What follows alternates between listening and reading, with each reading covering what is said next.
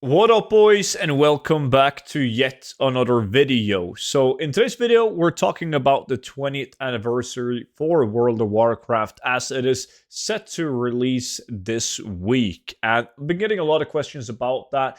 Specifically, am I planning on doing something in particular? Am I planning on making gold with it? Etc. etc. I made some videos as we've had information data mined, but I thought that I would talk a little bit broader about the 20th anniversary. Before we do so, though, big thank you for all the support on the 0 to 10 million gold guide. It's been absolutely amazing. And if you guys want to get nearly 200 pages of the best tactics and methods that I personally use in order to achieve hundreds of millions of gold, you can check out the gold guide with the link down below in the description. And by using discount code STUDENT, you get it for 50% off. And just know that this is a digital guide. So every time there's a new patch or even a brand new expansion to the game, I update the very exact same gold guide completely for free and send you the latest version automatically to your email. So check it out with the link down below. Now, there's a couple of different ways where you can make gold with the anniversary. First of all, you have one new currency, which is kind of like the currency of the event, the Bronze Celebration Token. And the thing is, like when the anniversary begins, there's so many collectors playing WoW, and they want to focus on purchasing the stuff that they want the most, but most people want to grab it all. Look at Panda Remix. The majority of people, they wanted every single collectible they could get their hands on, every pet, every mount, and every transmog item. Now, obviously, it's going to be way less work for them if they can just which I know a lot of people do. The people in my community who are collectors, they do this as well. They first focus on purchasing the stuff that's soulbound, that you have no other way of obtaining besides like obtaining it yourself. But everything that's tradable that goes on the auction house, they would much rather just purchase that off the auction house instead of using the recurrency to purchase it. So that probably makes sense, right?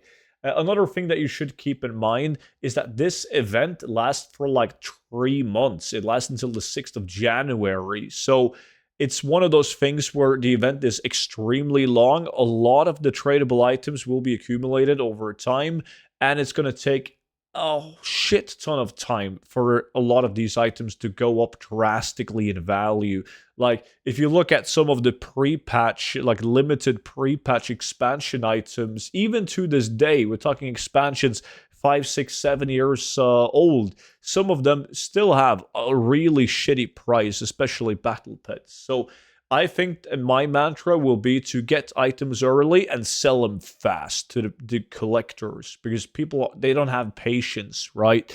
So instead of, you could ask yourself the question, yeah, but why wouldn't collectors just wait 2 months before they pick up whatever they need and they can get it cheaper? But people don't have the patience. They really, really don't. So my plan is to obtain items and sell them as fast as possible, because that's always the trend with like holiday events as well, Christmas, Hallows End, and so on. You see like the prices on pets and mounts, they start out really high and then they just keep on going down until the end of the event, and then you got to wait months until they start climbing back up again.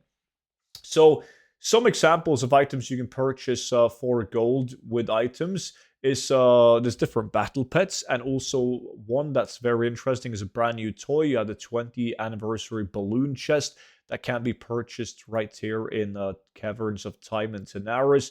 This is a tradable toy, so it can go on the auction house, can be sold. It costs 10 tokens, which a lot of people, they don't want to spend the tokens on something that's tradable. So I expect these to do well, and my plan is, as I said, to sell them fast. You have other items as well, like you have the Little Doomy's hilt, which is another item that costs 10 bronze celebration token. Now, a lot of battle pets are going to be sold, but they're going to be sold for like time walking badges, like this one right here, 2,200. But keep in mind that a lot of the battle pets that's like, you can call it new right now, are going to be added to the loop of time walking later down the line. So whenever you get like TBC time walking, next time the battle pet can be purchased from that vendor, so they're not going to be as good, but they might sell good early on. Another thing is, of course, the transmog items. They added some what Blizzard called to be very rare transmog items that you can purchase with time warped badges.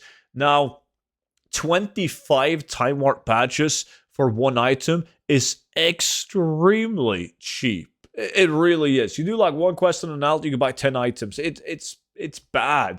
However, if you're really fast, you can probably make some gold buying the best ones, where the cold stone slippers are actually tough to get. All of these helms, very easy to obtain.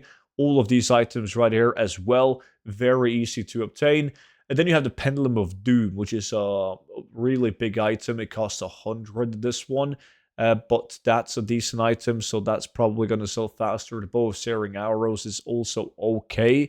But that's pretty much it. Like, nothing else is really interesting on this list of old items being brought back. You also have yeah, Mystic can also be purchased in Tanaris, which he also sells. That's Boba Dormu, which also sells a couple of other battle pets as well. You can buy Deviate Fish, Savor, Deviate Delight, etc. I think a lot of good use, which I already made a video on, is for gold making, to spend some of the your time warp badges on a reputations with factions that will unlock patterns and plans, so you can craft transmog with it.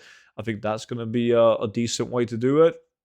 And then you have Kraggles as well, another battle pet from the same vendor. This one is kind of interesting. I think it's a really cool looking pet. And you don't purchase this one. You obtain it by killing the Lord Kasek boss in Blasted Lands. So another one of those things that you want to do that on your tunes. Try to get the Lil Cass hilt, so you can sell Lil Doomy, which is the name of the battle pet, like relatively fast on the auction house. But that's going to be my tactic going into the 20th anniversary, is to try and obtain these collectible items that are tradable fast and move them as fast as possible.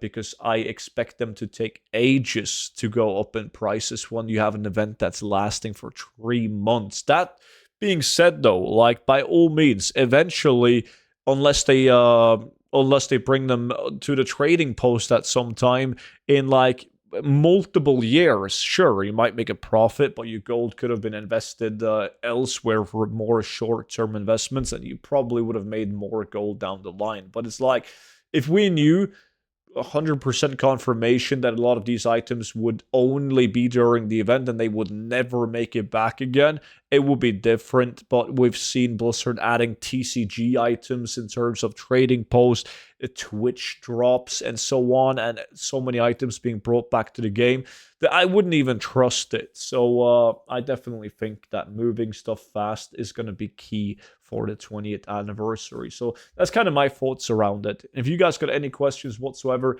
as always, just feel free to leave them down in the comment section below. Subscribe to the YouTube channel for more videos like this one.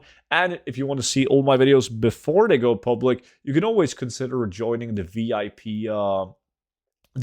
Discord. The VIP Discord is pretty much like a Patreon, but instead it's a bit simpler because everything happens on a Discord server. And on that server, not only do you get to watch all my YouTube videos before they go public on YouTube, but you also get access to exclusive content in terms of gold tips, there's spreadsheets, investments, and much, much more. But that's going to be linked in the description together with the 0 to 10 million gold guide. With that being said, that's pretty much it. Thank you all so much for watching, and I will see you all back in at tomorrow's video.